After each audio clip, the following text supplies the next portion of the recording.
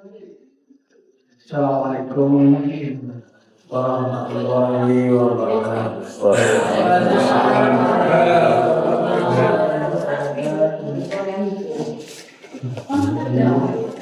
Innal hamdalillah nahmaduhu wa nasta'inuhu wa nastaghfiruh wa na'udzu billahi min shururi anfusina wa sayyiati a'malina.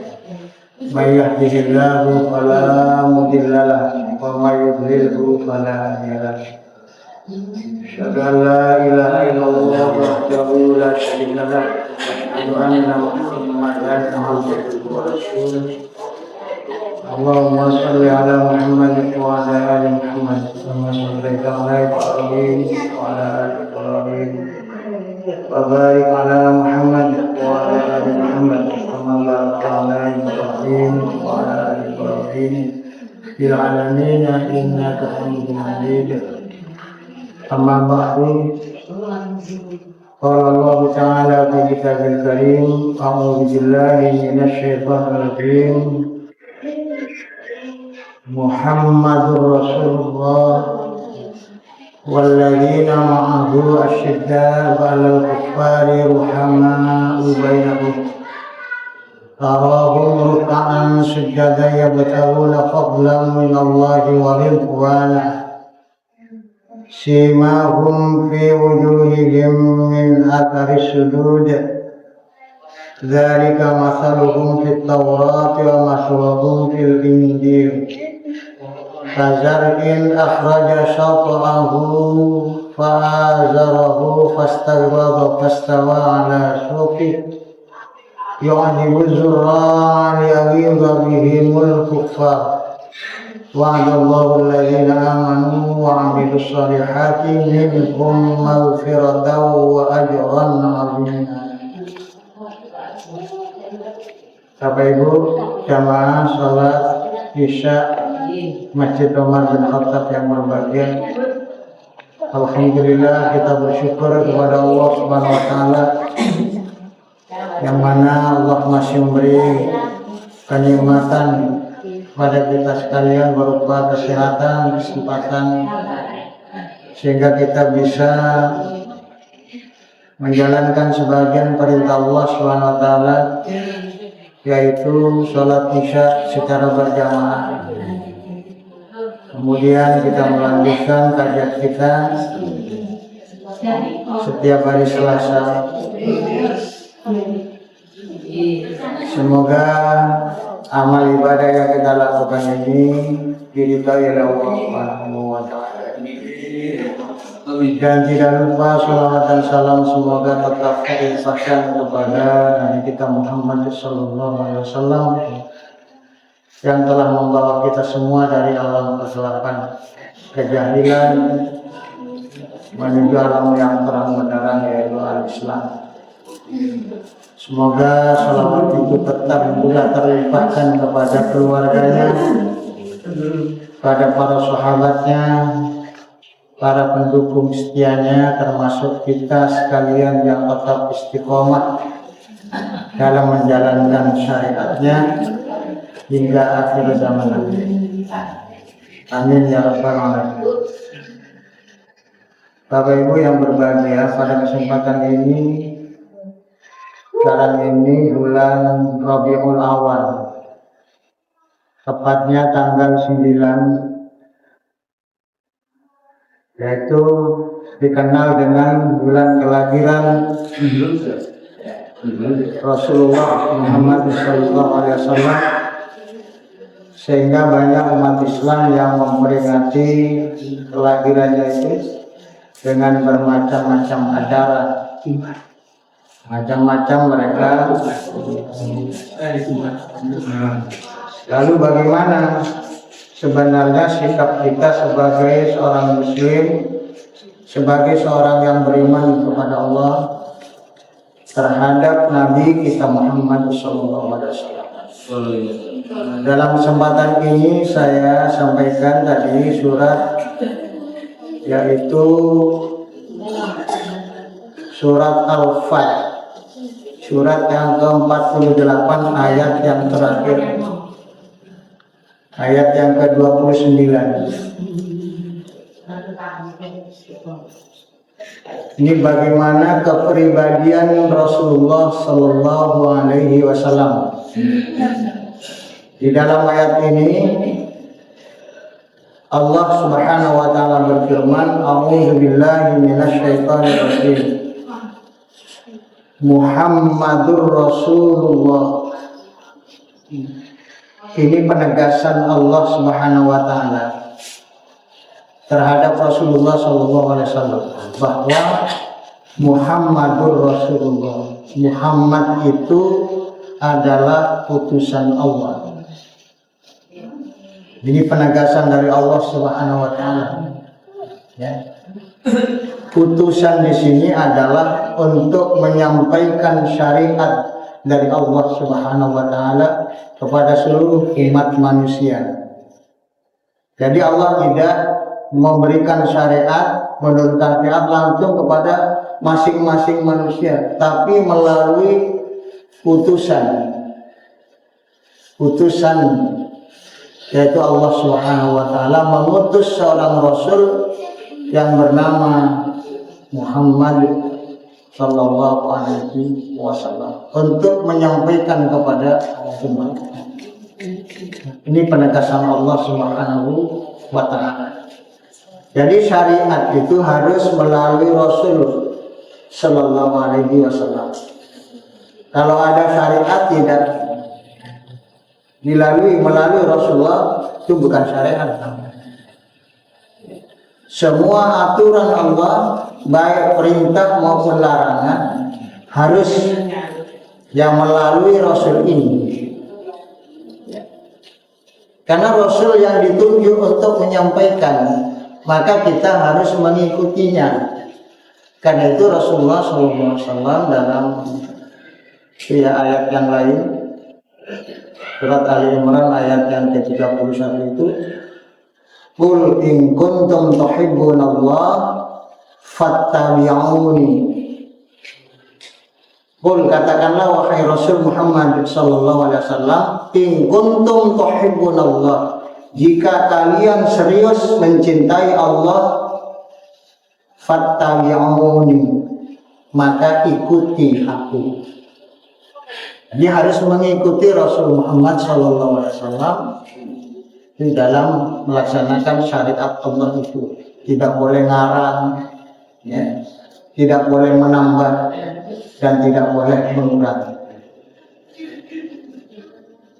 Kemudian ayat ini dilanjutkan, walladzina ma'ahu asyidda'u 'alal kuffari ruhama'u bainahum. Dan orang yang beserta Rasul Muhammad SAW itu punya sikap asyidda'u 'alal kuffar, punya sikap tegas, ya, atau di sini diartikan keras terhadap orang-orang kafir, al-kuffar. Ruhama'u bainahum, tapi kasih sayang terhadap sesama. Sifat tegas di sini bukan berarti Nabi kaku kasar begitu, tidak. Nabi di dalam menyampaikan risalah itu penuh dengan lemah lembut. Ya.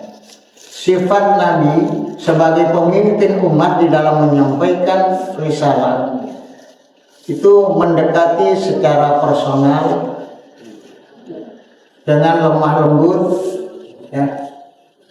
Tidak kaku, tidak kasar begitu, tapi menyampaikan dengan bijaksana, ya, sampai batas-batas yang tertentu. Kalau sampai menggoyahkan keimanan beliau dalam menyampaikan risalah itu, maka Nabi bersifat tegas.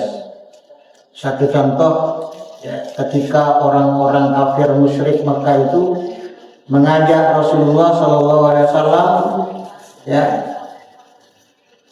untuk berkompromi, menyembah Tuhan secara bergiliran. Muhammad sudah tidak usah sekarang ribut-ribut, sudah tidak usah. Sekarang gini aja, kamu menyembah seminggu Tuhan saya, nanti saya akan menyembah Tuhan kamu. Bergiliran. Ya, mereka minta itu supaya damai, tidak usah ramai. Maka Rasulullah SAW dengan tegas menolak ajakan mereka orang-orang kafir ini. Ya, ketegasan Nabi direstui oleh Allah Subhanahu wa taala dengan turunnya surat Al-Kafir. Surat Al-Kafir itu Bismillahirrahmanirrahim. Qul ya ayyuhal kafirun. Katakan wahai Rasul Muhammad SAW, wahai orang-orang yang kafir. Kafir itu artinya masih menutup diri untuk menerima Islam. Jadi kafir itu artinya menutup diri. Mereka dulu orang kafir Mekah, musyrik Mekah, kalau dikatakan kafir nggak murang-muring. Karena mereka betul-betul tahu artinya. Ya. Tahu kalau mereka ini belum menerima Islam. Tahu. Nggak kayak orang Indonesia, dikatakan kafir orang Indonesia. Lebih baik saya dikatakan non-muslim, gitu, bukan kafir. Nggak ada ayatnya qul ya ayyuhal non-muslim.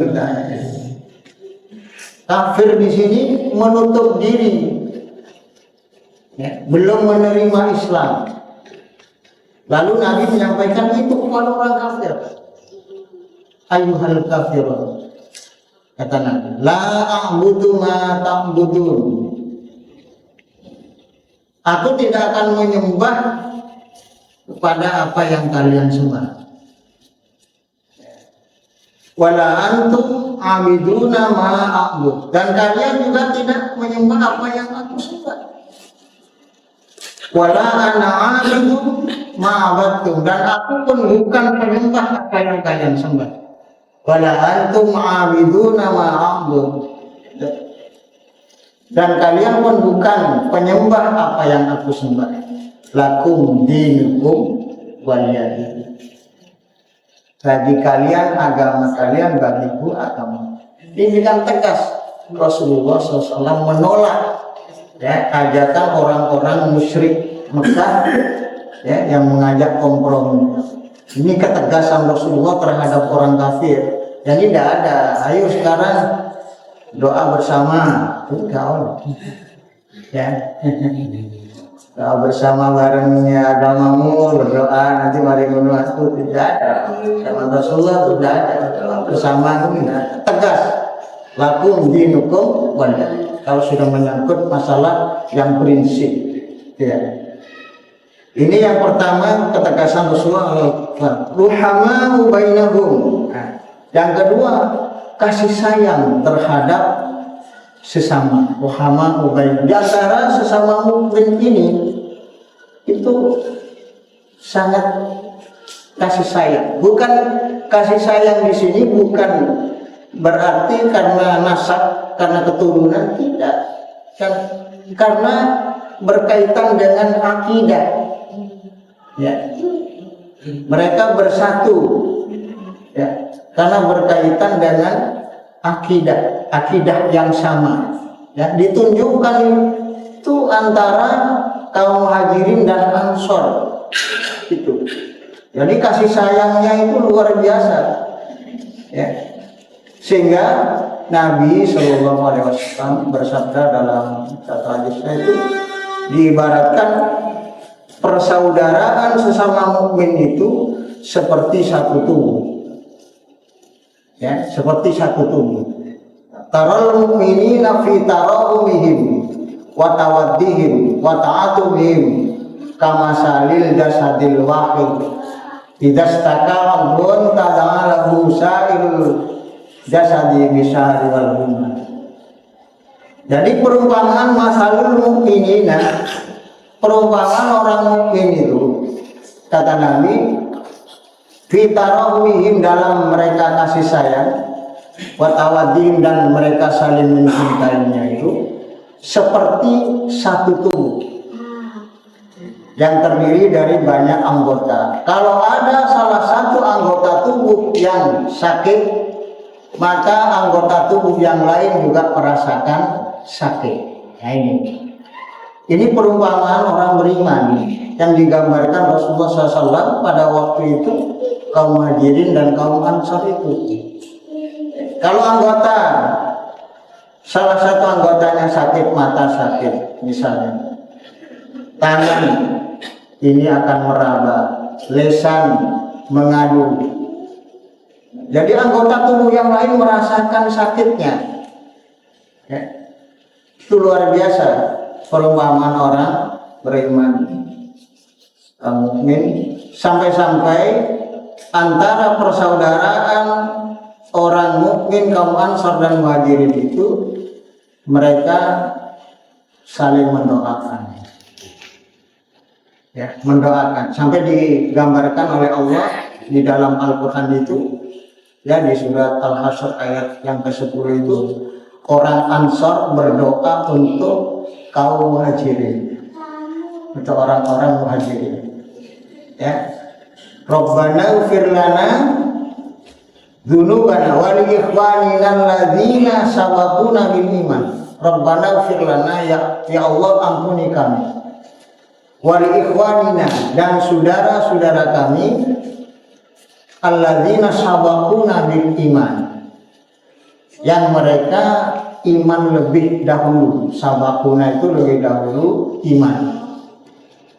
Wala taj'al fi qulubina, dan jangan jadikan dalam hati kami ini ghillan, kedengkian. Kepada siapa? Lilladzina amanu, kepada orang-orang yang beriman. Rabbana innaka ra'ufur rahim. Wahai Tuhan kami, sungguhnya Engkau Ra'ufun, Maha Penyantun, Maha Penyayang. Ini doanya orang-orang Ansor terhadap kaum Muhajirin. Karena orang Muhajirin lebih iman lebih dahulu. Sampai digambarkan seperti itu. Ketika kaum Muhajirin pindah, ya, hijrah ke Madinah, orang Muhajirin itu banyak yang tidak bawa apa-apa. Ada hanya bawa baju yang melekat di badannya, ya. Ada cuman bawa barang sedikit saja. Ini bekalnya tidak ada. Tapi sampai di Madinah, orang Ansor menyambutnya dengan baik. Diajak ke rumahnya.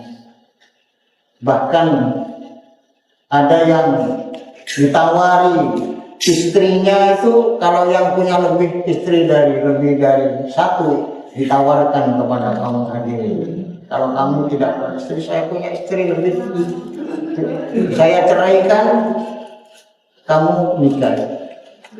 Begitu sampai, ya, begitu. Rumah diberikan. Abdurrahman bin Auf, ya, Abdurrahman bin Auf itu orang paling kaya di kota Mekah, itu paling kaya dia. Ya, ketika dia mau hijrah ke Madinah, dihadang oleh kaum Quraisy pada waktu itu, orang kafir. Abdurrahman bin Auf, pilih, kamu tinggalkan Mekah, ya, atau kamu ikut Muhammad. Kalau kamu ikut Muhammad, maka seluruh hartamu tidak boleh kamu bawa, kecuali pakaian yang melekat pada badanmu. Bayangkan, ya. Lalu Abdurrahman bin Auf pilih apa? Milih pergi. Ditinggalkan semua perdagangan hartanya. Kalau sekarang mungkin dia punya supermarket. Ditinggalkan semuanya. Ya, lalu istrinya ditanya. Istrinya, kamu istri Abdurrahman bin Auf, apakah kamu mau ikut Abdurrahman bin Auf? Ya, kalau mau ikut, silakan pergi. Kamu tinggalkan semua apa yang kamu punya di rumah. Kalau kamu tidak mau, ya, tidak berangkat hijrah, tidak mengikuti Muhammad, maka kamu akan tetap di Mekah. Akan saya carikan seorang, ya, pengganti suamimu yang kamu suka di Mekah. Lalu istrinya Abdurrahman bin Auf memilih tinggal di Mekah, tidak mau ikut. Abdurrahman bin Auf berangkat sendiri, ya, ditinggalkan semua hartanya termasuk. Setelah sampai di Madinah, dipertemukan oleh Rasulullah SAW dengan sahabat Nabi yang juga saudagar, karena Abdurrahman bin Auf ini saudagar. Lalu ditawari oleh orang-orang yang ada di Madinah ini, orang yang tadi diperkenalkan oleh Rasulullah SAW, tawari rumah dia, ayo kamu tinggal di rumah saya.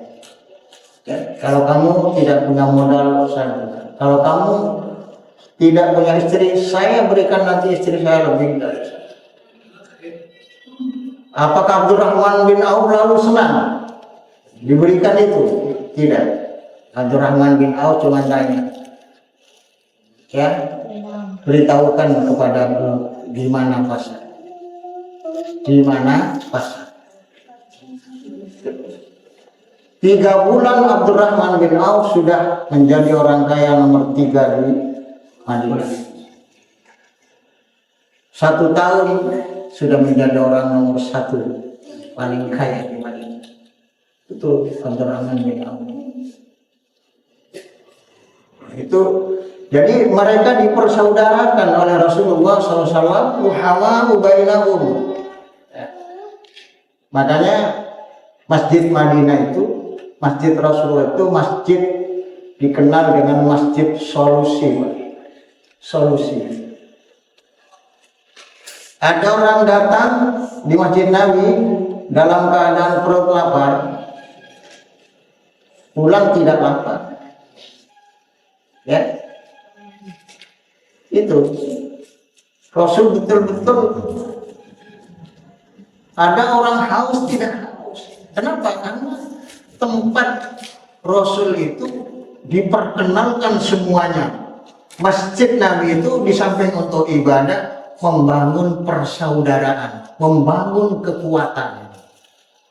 Di situ tidak hanya untuk ibadah, sampai tidak kenal satu dengan yang lain. Ya. Tidak kelihatan berapa hari, ditanya kemana ini, itu sakit parah. Ya. Jadi kita itu harus seperti itu. Ya. Masjid Rasulullah. Pernah terjadi suatu saat ada seorang datang pada Rasulullah SAW di masjid itu, ya Rasulullah, saya lapar sekali, saya belum makan. Lalu Nabi bertanya pada istri-istri Nabi, tanya apakah ada makanan? Kata istri-istri Nabi, yang ada itu tidak ada Nabi kecuali air, ya, kecuali air saja. Lalu Nabi di masjid tanya, siapa yang bisa memberi jamuan untuk tamu ini? Seorang bernama sahabat Tolha ngacung, saya Nabi. Ngacung. Padahal Tolha ini belum tahu kalau di rumahnya ada makanan. Belum tahu. Dibawa dia ke rumahnya. Sampai di rumah dia bilang istrinya, Dek, apakah ada makanan? Ini ada tamu titipan Rasulullah Sallallahu Alaihi Wasallam. Jadi para sahabat dulu kalau Rasul menawarkan itu rebutan. Lalu istrinya mengatakan apa? Ada Mas, tapi untuk anak kita hanya ada 1 porsi untuk anak. Kalau kita bagaimana? Diberikan tamu apa diberikan anak?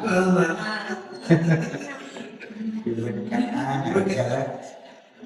Iya, termasuk saya juga gitu. Imannya dia beda, ya. Tapi Tolha ini mengatakan pada istrinya, Dek, rayu anaknya supaya tidur, supaya tidur. Setelah tidur, lalu makanan ini diberikan kepada tamu tadi. Tamu tadi, apakah tamu ini langsung makan? Tidak. Tamu ini mengatakan saya tidak akan makan kecuali barang kamu. Barangnya masih tetap. Ya. Kata Talha, sudahlah kamu makan sendiri, saya mau makan dengan istri saya di dalam. Lampunya dimatikan, surat kletik-kletik di dalam. Ya. Tamunya makan.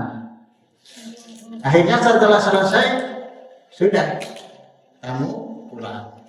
Besoknya kembali kepada Rasulullah SAW. Kata Nabi, wahai Talha, barusan turun ayat di dalam surat Al-Hasyr.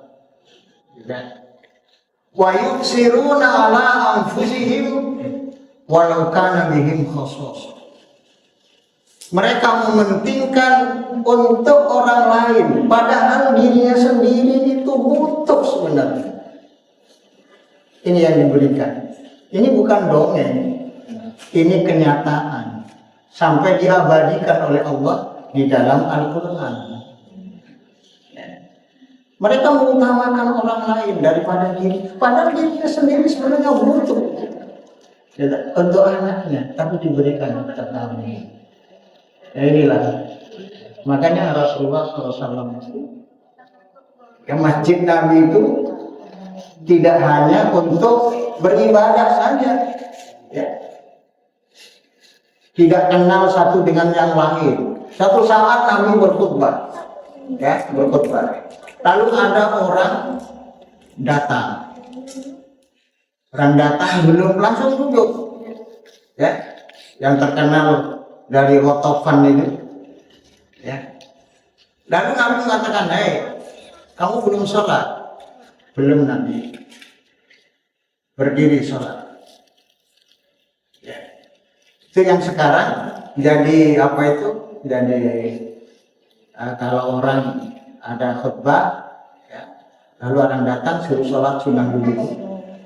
Sebenarnya inti dari ucapan Rasulullah SAW itu bukan masalah sholatnya, tapi para sahabat pada waktu itu sudah tahu kalau datang masjid sholat. Tapi seakan-akan Nabi mengatakan, hei orang-orang sahabatku, orang-orang Madinah, ini ada orang jauh datang, kalian belum kenal dengan dia, nanti tanyakan dia, kenalkan dengan dia. Seakan-akan Rasulullah seperti itu. Ini ada orang baru datang, belum tahu, coba nanti perkenalkan dia. Jadi tidak ada dulu sahabat itu tidak kenal dengan yang lain, satu dengan sama yang lain, tidak kenal, itu tidak ada. Ya. Habis sholat, Rasulullah masih sholat, sahabat itu masih duduk-duduk, bercakap-cakap, membicarakan tentang masalah dulu waktu jahiliyah. Sampai terbit matahari, ya, mereka mau bicara tentang bagaimana kehidupan jahiliyah. Jadi satu dengan yang lain saling mengenal, ya, bukan hanya mau sholat kelas pulang, gak kenal satu dengan yang lain. Apalagi sholat Jumat, gak kenal kanan kirinya, apalagi sambil mendengarkan khutbah mengantuk lagi. Karo siapa yang di sampingnya, siapa yang di belakangnya. Tidak seperti itu. Membangun masjid itu tidak hanya untuk ibadah itu saja, untuk saling mengenal satu dengan yang lain, bangun kekuatan lewat masjid, begitu itu. Jadi ruhama'u bainah. Kemudian ciri yang ketiga, tarahum ruka'an sujadan yabtaguna fadlan minallahi wa ridwana. Kamu lihat mereka itu ruka'an sujadan, rukuk dan sujud. Untuk apa? Yabtaguna fadlan minallahi wa ridwana. Untuk mencari ridho Allah Subhanahu wa taala. Jadi orang mukmin itu punya hubungan yang kuat dengan Allah Subhanahu wa taala. Imannya sangat kokoh di sini. Ya, kalau di surat Ibrahim itu digambarkan orang mukmin itu, ya, seperti pohon Pohon yang baik. Pohon yang baik itu pohon yang apa? Yang akarnya menancap ke dalam bumi dan dahannya menjulang ke langit. Artinya apa di sini? Digambarkan Allah membuat tamsil seperti itu, imannya begitu kuatnya. Kalau ada pohon sampai menancap ke bumi, kuat enggak? Walaupun ada angin, ya tidak akan goyah. Beda dengan pohon yang jelek. Digambarkan dalam ayat itu juga pohon yang jelek itu pohon yang akarnya mengambang, ya tidak menancap ke bumi, ya kena angin sepoi saja sudah roboh.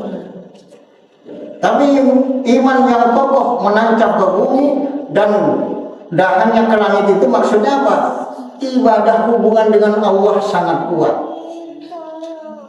Ya. Kemudian digambarkan dalam ayat itu orang beriman itu tu'ti ukulaha kullahin, berbuah. Ya, berbuah setiap saat, tidak pakai musim. Berbuah. Itu bisa hubungan dengan sesama, bisa dinikmati oleh masyarakat. Itu orang-orang mukmin. Kalau orang kafir tidak ada, akarnya saja sudah mengambang. Ya. Kena angin sedikit sudah roboh dan akan mendatangkan sampah, daunnya akan kering. Maka orang kafir itu di mana-mana menjadi sampah sebenarnya. Di situ. Ya. Nah, ini digambarkan oleh Allah. Orang beriman itu tarahum ruk'an sujud, rukuk dan sujud. Yabtaguna fadlan minallahi wa ridwana, yaitu mencari ridho Allah Subhanahu wa taala. Simahum fi wujuhihim min atharis sujud. Simahum di sini artinya bekas-bekas mereka itu, ya. Itu ya. Tanda-tanda simahum itu fi wujuhihim, di wajah mereka, min atharis sujud, dari bekas sujudnya. Apa sing batu ireng, ya, bekas sujudnya. Mereka, para sahabat itu memancarkan cahaya wajah-wajah mereka itu karena bekas sujud mereka itu, ya. Kemudian semua itu dari masaluhum fit Taurat wa masaluhum fil Injil, semua itu telah digambarkan oleh Allah di dalam Taurat dan Injil. Sudah ada kisah ini, ya, dikisahkan di dalam Taurat dan Injil, itu sudah ada, ya. Kemudian selanjutnya sifat orang mukmin pada waktu itu yaitu kazar'in akhraja syata'ahu fa'azarahu fastaghlada fastawa 'ala suqih. Mereka itu seperti tunas yang tumbuh, yang keluar, ya, yang tumbuh, kemudian dia menjadi besar, tambah besar, sehingga menjadi kuat. Itu digambarkan itu di dalam tafsir At-Tabari itu, Imam At-Tabari dalam tafsirnya itu mengatakan bahwa umat Islam itu dulu, kaum muslimin zaman Rasulullah itu sedikit asalnya, kemudian bertambah sehingga kuat, sehingga kekuatan mereka ini sampai apa? Liyaghiba bihimul kuffar, sampai menjengkelkan orang-orang kafir. Karena sifat Rasulullah yang begitu lembut, ya, sehingga mereka banyak mengikuti dan masuk Islam. Dari sedikit bertambah banyak, gitu ya. Karena Nabi itu punya sifat yang lemah lembut. Binta itu artinya lemah lembut, Nabi itu. Ya, tidak pernah memarahi sahabatnya, tidak pernah Rasulullah. Ya, ada sahabat yang keliru, diberikan nasihat, ya, diajak musyawarah. Rasulullah. Ini sifat Rasulullah SAW dan para sahabatnya yang digambarkan Allah di dalam Al-Quran.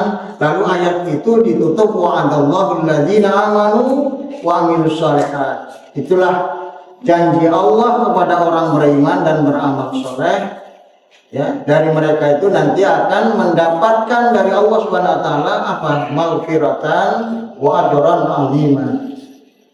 Ada ampunan dari Allah, wa ajran azima, dan pahala yang sangat besar.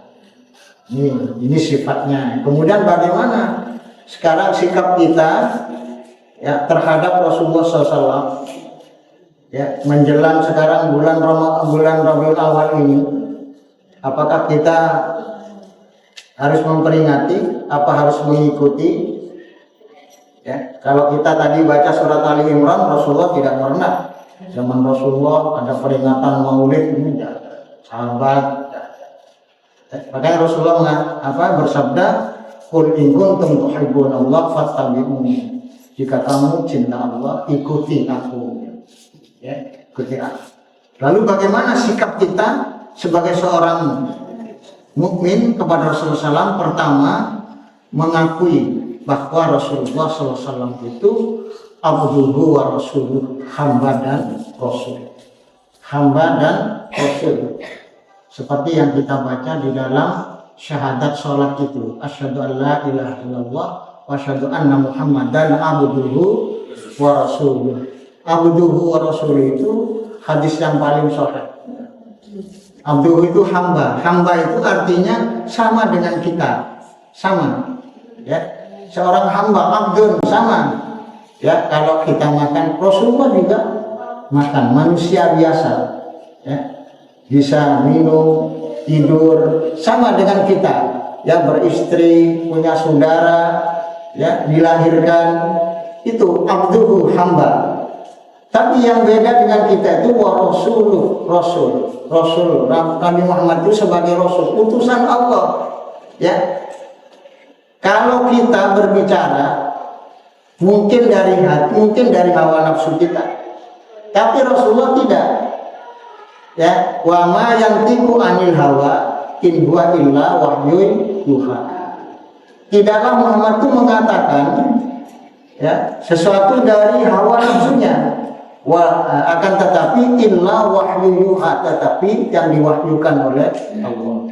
Jadi wahyu, ya, wahyu itu dari Allah, ya, makanya bisa berupa hadis itu, ya, yang disampaikan Nabi itu tidak semata-mata dari hawa nafsu Nabi, tapi secara strukturnya sama dengan kita, sehingga Nabi mengatakan qul innama ana basyarun. Basyar itu artinya sama dengan kita, basyar, manusia biasa, ya, kasar secara manusianya. Tapi Nabi yuha ilayya. Kalau strukturnya sama dengan kalian, bedanya aku dengan kalian, kata Nabi, yuha ilayya, aku mendapat wahyu, kamu tidak. Di sini bedanya, ya. Makanya bedanya nanti kalau kesabaran kita tuh beda dengan sabarnya Rasulullah Sallallahu Alaihi Wasallam. Ya. Ibadahnya, khusyuknya tidak sama, ya, dengan Rasulullah Sallallahu Alaihi Wasallam. Bayangkan Rasulullah SAW kalau sholat, ya, satu rakaat surat Al-Baqarah sampai selesai. Awak kira Al-Ikhlas, ya, gitu ya. Beda jauh, ya, sampai bengkak barang itu kakinya. Itu Rasulullah SAW. Itu munajatkan kepada Allah. Kesabarannya juga beda dengan kita. Ya, ketika Rasulullah hijrah ke Taif, Rasulullah tidak disambut oleh orang-orang Taif, malah Rasulullah dilempari batu sampai luka, semua sampai berdarah-darah. Nabi, ya, ketika dia sedang beristirahat di satu tempat, datang seorang yang bernama Daktur itu dengan menghunus pedang. Ya, lalu mengatakan kepada Rasulullah, ya Muhammad, siapa yang bisa menyelamatkan engkau sekarang, ya, dari pedangku ini? Ya, Rasul dengan kemantapan hati beliau mengatakan Allah. Dengan lafal Allah tadi, Daktur gemetar tangannya sehingga pedangnya jatuh. Ya, apakah Rasulullah lalu membunuh? Tidak. Okay. Lalu Nabi mengambil pedang tadi, diacungkan ke Daktur, lalu dikatakan, siapa yang bisa menyelamatkan kamu dari pedang ini? Daktur mengatakan tidak. sehingga apa? Diberikan pedangnya pulang, suruh pulang, sehingga tidak suruh pulang dengan di hadapan Rasulullah dia langsung mengucap syahadat bahwa engkau adalah benar-benar Rasulullah SAW, Rasul Allah. Lalu dia pulang ke keluarganya, mengajak seluruh keluarganya itu, ayo masuk Islam, Muhammad itu betul-betul utusan Allah. Nabi pemaaf sekali. Ya, coba kalau kita, bagaimana kira-kira? Paling dah diiris kupingnya mulai sana. Kata gitu. Ya mungkin dia memaafkan. Ketika dilempari batu dengan orang Taif, apakah malaikat datang, ya Rasul, izinkan saya, kalau sampai mengizinkan saya diperintahkan Allah, ya, untuk menumpahkan gunung itu kepada orang-orang Taif. Ya. Lalu apa jawab Nabi? Janganlah, jangan. Allahumma hdi fa innahum qaumun la ya'lamun. Allah, ini karena apa? Berilah mereka petunjuk, mereka tidak tahu kalau saya utusan Allah. Pada waktu itu lahirlah Abu Hurairah radhiyallahu anhu. Ya, di Taif itu. Abu Hurairah orang Taif. Ketika itu lahir ketika Rasulullah diusir. Lahir seorang ahli hadis itu masuk Islam. Nah di sini jadi sikap kita pertama adalah mengaku Rasulullah SAW sebagai utusan Allah Subhanahu wa Ta'ala, abduhu wa rasul. Kemudian yang kedua, harus kita yakin bahwa tidak ada nabi lagi sesudah Rasulullah SAW. La nabi ya ba'da, tidak ada nabi lagi. Ya, jangan sampai sekarang misalnya ada orang ngaku-ngaku nabi, pensiunan presiden aku nabi misalnya, ada ya seperti itu misalnya, kita tetap mengingkari, tidak boleh, ya, tidak boleh mengimani, yes.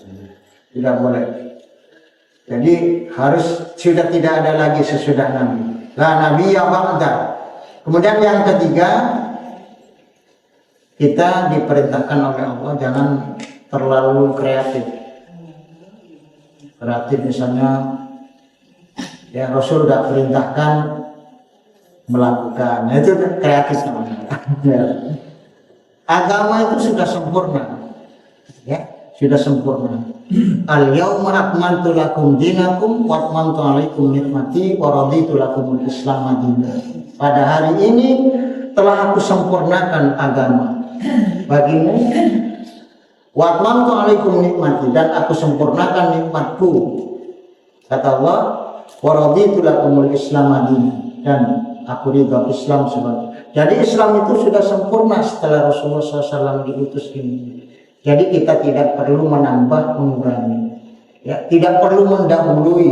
Sehingga di dalam surat Al-Hujurat ayat pertama itu, surat yang ke-49 ayat yang pertama, ya ayyuhalladzina amanu, wahai orang beriman, la tuqaddimu baina yaday Illahi wa rasulih. Jangan kamu mendahului Allah dan Rasulnya.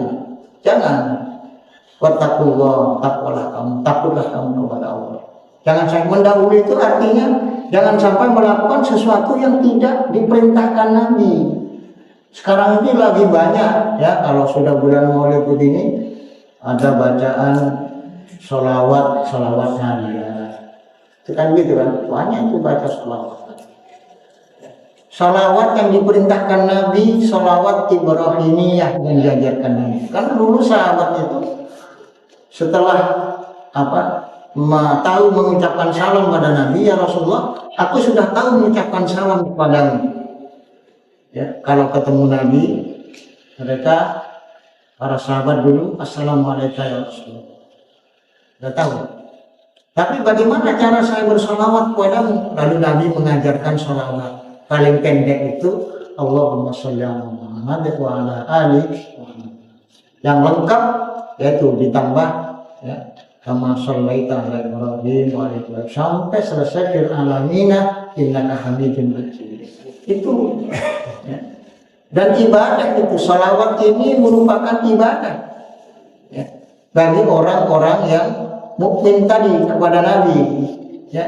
Jangan sampai kita melakukan sesuatu yang tidak diajarkan Nabi. Sholawatnya bagaimana? Sholawat Ibrahimiyah.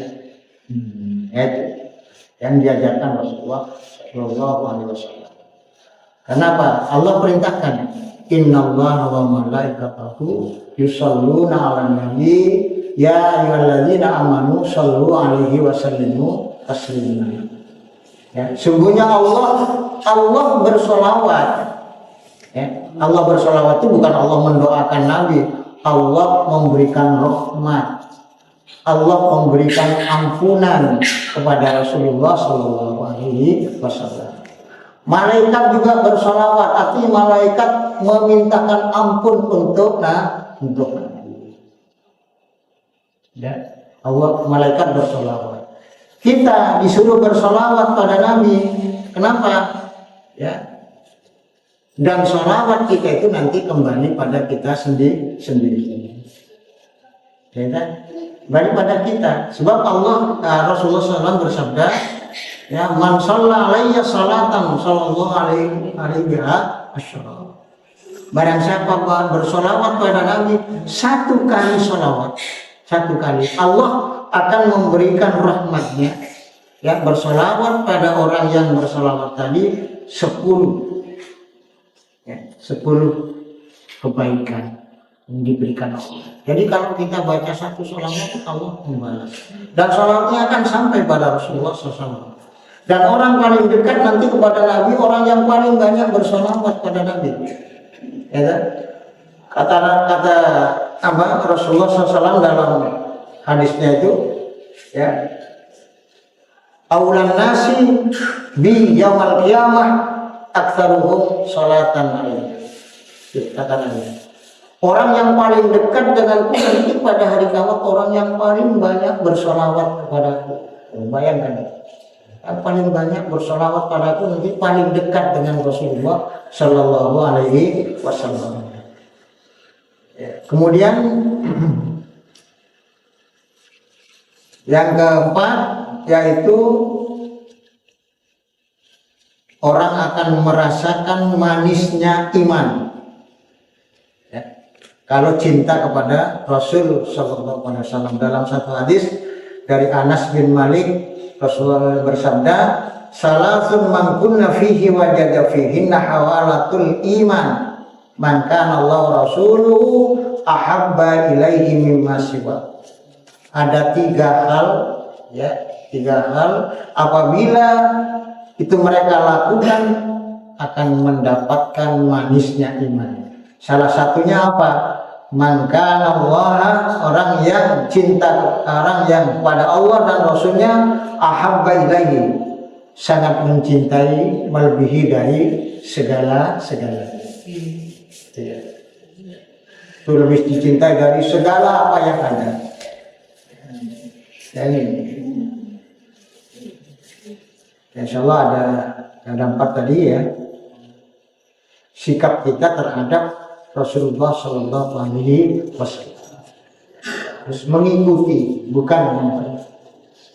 Apa yang diajarkan Nabi kita lakukan, yang tidak diajarkan Nabi kita tinggalkan, supaya kita mendapat nanti apa yang dijanjikan oleh Allah Subhanahu wa Ta'ala. Sudah ya, sudah jam 8. Barangkali ada yang mau ditanyakan.